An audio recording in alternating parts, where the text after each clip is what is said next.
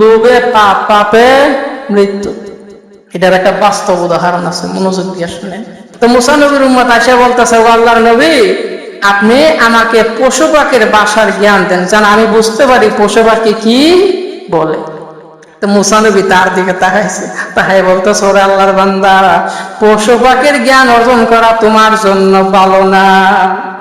তুমি যেটা চাইতেছ, তুমি যে আগ্রহ পোষণ করে আমার কাছে আসছো পশু পাখির জ্ঞান অর্জন করতা, এই পশু পাখির জ্ঞান অর্জন করা তোমার জন্য ভালো। কিছু মানুষ আছে মুরব্বীদের কথা মানে না, মা বাবার কথা মানে না, ইমাম সাহেবের কথা মানে না, নবী রসুলের কথাও ওই ব্যক্তি হইলো এরকম কিসিমের, একের হতেই মানে না। মুসা নবীরে বলতেছে, আচ্ছা ঠিক আছে, আপনি বলতেছেন আমার জন্য বালা না, আমার জন্য যদি বালা না হয়ে থাকে আপনার তো কোনো ক্ষতি নাই, আপনার তো কোনো ক্ষতি। কি পরিমাণ যুক্তি দিতেছে, এটা পেয়া দেবি নাকি যুক্তি? আরো জোরে বলেন না, এটা কি যুক্তি না পেয়া দেবি? যেখানে নবী বলতেছে যে হ্যাঁ আমার উম্মত তোমার এই আগ্রহ তোমার জন্য ভালো না, অথচ সে বলতেছে কি যে ভালো না হইলে আমার জন্য ভালো তো না, আপনার তো কোনো সমস্যা নাই, আপনার তো কোনো কথা, আপনি আমাকে পশু পাখি জ্ঞান শিক্ষা দিন। এবার মুসা নবী আল্লাহরে জিজ্ঞাসা করতেছে, রব্বুল আলামিন আমি এখন কি করতাম? আমি দেখতেছি আমার এই উম্মতের জন্য পশু পাখির জ্ঞান অর্জন করা ঠিক না, তার জন্য ভালো না, অথচ সে আমাকে পিড়াপিড়ি করতেছে, এখন আমি কি করবো? আমার আল্লাহ রব্বুল আলামিন বলে তুমি তাকে পশু পাখির জ্ঞান শিক্ষা দাও। যখন আল্লাহ তাআলা অর্ডার দিছে, এখন তিনি শিক্ষা দিছে, এই নাও তোমাকে পশু পাখির জ্ঞান শিক্ষা দিলাম। জোরে বলুন সুবহানাল্লাহ। শিক্ষা নিয়ে বাড়িতেছে।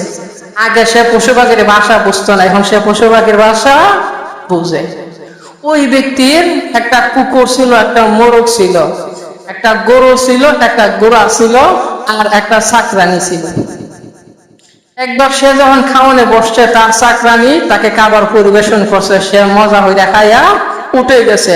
তো চাকরানি যে কাপড়টার উপরে বসে খাইছিল, আমরা একটা দস্তরখানা বিছাই না, সেই দস্তরখানাটা এক জায়গায় ফেলে দিছে। তো দস্তরখানার মধ্যে কিন্তু খাবার থাকে, আমরা যে খাই মাংস হয় আড্ডিটা রাখি না, কিছু মানুষ আড্ডি শুধু দেখে, আরে বাপরি বাপ, মাছ খা, মাছের খাওয়া খা, আমরা কি বিলাই নেই? মাছ খামো আমরা মানুষ, আর খাটা খাইব বিড়ালে, কথা বলা ঠিক না বেটি? গোস্ত খামো আমরা, আর হাড্ডি খাইব কুকুরে, কথা বলা ঠিক না বেটি? আল্লাহ তাআলা এইভাবেই তো দুনিয়াটা সাজাইছে। আমি শুধু সব পাইলে তার একজনে কি খাইব? দেখেন ওলি আল্লাহরা কতটা কেয়ারফুল ছিল। ওলি আল্লাহরা মাছের খাবার মধ্যে কখনো পানি দিত না, হাড্ডির মধ্যে কখনো পানি দিত না। কেন? যে এই হাড্ডির মধ্যে, এই মাছের খাবার মধ্যে পানি দিলে আর খাবার মধ্যে স্বাদ থাকে। এখন যদি স্বাদ না থাকে, যখন পিঁপড়া খাইব, বিড়ালা খাইব, তখন কি তার মজা লাগবো? চিন্তা করছেন ওলি আল্লাহরা কতটা জ্ঞানী, যে আমি যেমন খাইতে গেলে মজা লাগে, মজার দরকার আছে, একটা পিঁপড়া যে খাইব খাডাটা, একটা বিড়ালে যে খাইব খাডাটা, তার তো মজা লাগার ব্যাপার। এই জিনিস কি আমরা খেয়াল করি? সুবহানাল্লাহ, ওলি আল্লাহরা কতটা খেয়াল কইরা চলছে, জোরে বলুন সুবহানাল্লাহ। তো যখন ওই চাকরানিটা দস্তরখানা ফেলে দিছে, যে খাডা ছিল সাথে একটা রুটিও ছিল, এখন কুকুরে আর মুরগে দেখতেছে যে চাকরানিটা দস্তরখানা যখন এইভাবে জারা দিছে, ওই জারার সাথে একটা রুটিও নিচে পড়ছে। কুকুরও দৌড় দিছে, মুরগও দৌড় দিছে, কিন্তু কুকুর পারে না, মুরগে গিয়ে সেটা সে রুটিটা আগে নিয়ে নিছে। এবার কুকুর বলতেছে, হে মুরগ, তুমি বড় জালিম, জালিম মানে অত্যাচারী, তোমার কারণ হচ্ছে চাল ডাল। মুরগ কি খা? চাল ডাল খানা? কোথাও চাল হইয়া থাকলে খায়ালা, কোথাও ডালি হইয়া থাকলে খায়ালা, কোথাও গম পুড়ে থাকলে খায়ালা। দানা, দানা জাতীয় খাদ্য হচ্ছে তোমার খাওয়ান। আমাদের মালিকের চাল ডালের কোনো অভাব নাই।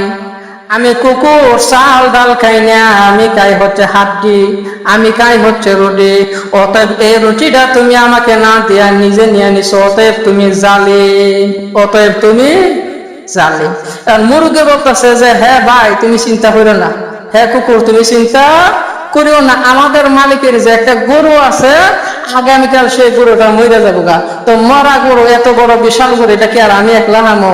আমি তো আর গরু বুঝতে হয় না, তুমি সেই গরুটা মজা করে খাইও। এখন ওই যে মালিক যে নবীর কাছে গিয়া পশু পাখির জ্ঞান চাইছিল, মনে আছে নি? এবারটা কিন্তু ভালো করে শুনতেছে।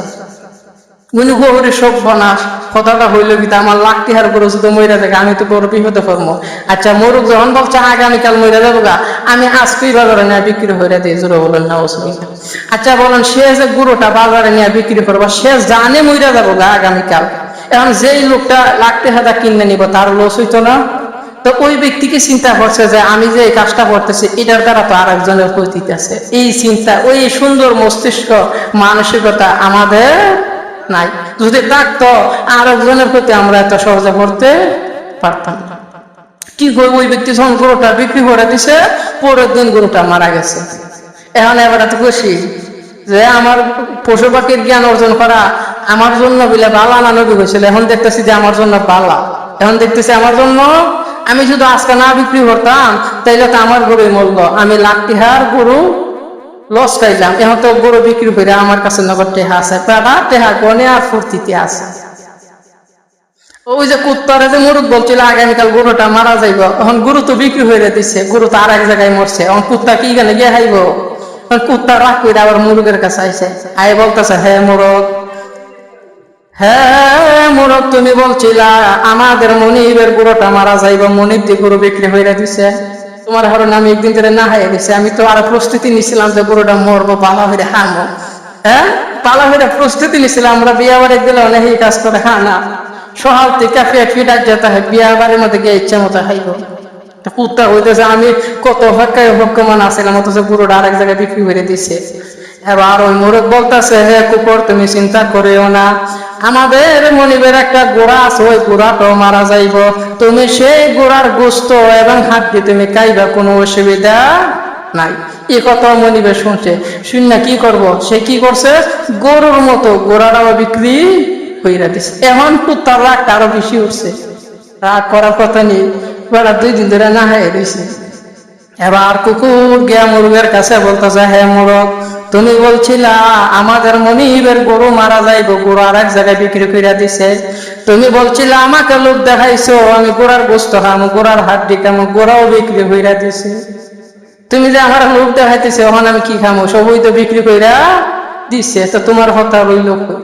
এবার মুরগ বলতেছে কথাটা খেয়াল করেন যে আমাদের মনিব বড় বুখা, আমাদের মনিব বড় ব্যাককল, আইছিল মালের উপর দিয়া, গেছে এখন জানের উপর দিয়া, জোরে বলেন নাউজুবিল্লাহ। মুরগের এই কথাটা খুব দামি, যে আইছিল মালের উপর দিয়া, মানে আজরাইল আইসা এই যে গরুর রুহটা নিয়ে নিল, মনিবের হায়াত বেড়ে গেল। কিন্তু আমাদের মনিব কি করছে, গরুটা বিক্রি হয়ে দিছে, আমাদের মনিব কি করছে ঘোড়াটাও বিক্রি করে দিছে। এখন আজরাইল আইসা মনিবের রুহটাও টান্ডা লয়ে যাইব, জোরে বলুন সুবহান। এখন এই কথা শোনার পর ওই ব্যক্তির অবস্থাটা কি হইব, সর্বনাশ আমি কাজটা করলাম কিটা। হ্যাঁ যদি আমার গরু মইরা যেত গা, ঘোড়া মইরা যেত গা, আমি তো আর মরতাম না, আমার তো হায়াত বাইরে গেল গা। এখন আমি কি করলাম, আইসিওলা মালের উপর দিয়ে, আমি তো মাল বিক্রি করে দিছি, এখন কি কিসের উপর দিয়ে এই বিপদটা যাইব, এখন তো আমার জান যাওয়া ছাড়া আর কোনো উপায়।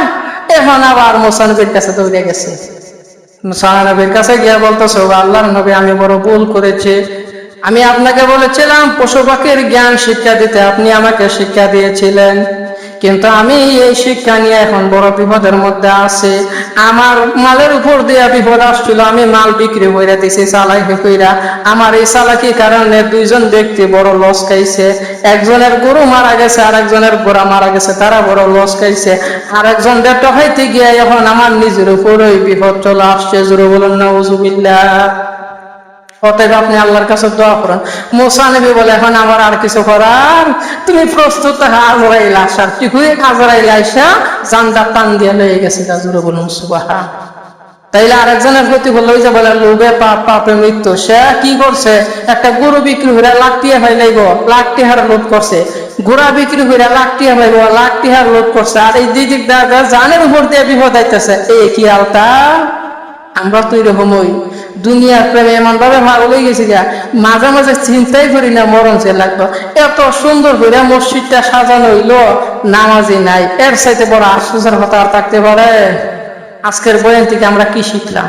3টা বিষয়। 1 নম্বর যে আমি নিজেও খামো, আমার পশু আছে, ছাগল আছে, গরু আছে, এদেরকেও খাবার দিমো। 2 নম্বর কি শিখলাম, যে আরেকজনের ক্ষতি করার চিন্তা করা উচিত না, আমি লুপ করে শুধু আরেকজনের ক্ষতি করে দেখা যাবে এর চাইতে বড় ক্ষতিটা আমার হয়ে গেছে। জোরে বলুন না।